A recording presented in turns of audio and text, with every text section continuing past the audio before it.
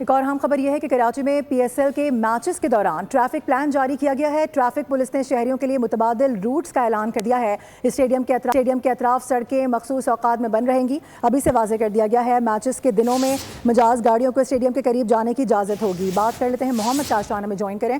काशान, क्या प्लान जारी किया गया है, इस हवाले से क्या रूट्स बताए गए हैं?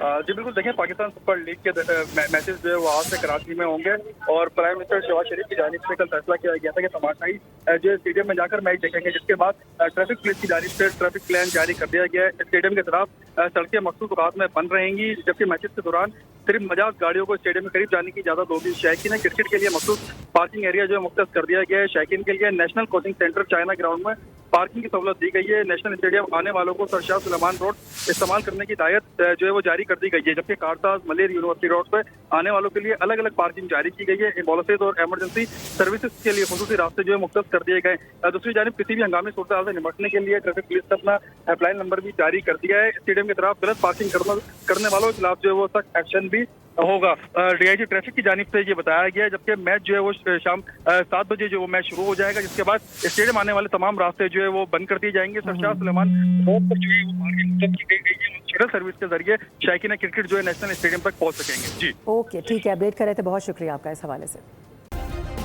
सब्सक्राइब करें और बेल दबाएं ताकि कोई खबर रह न जाए।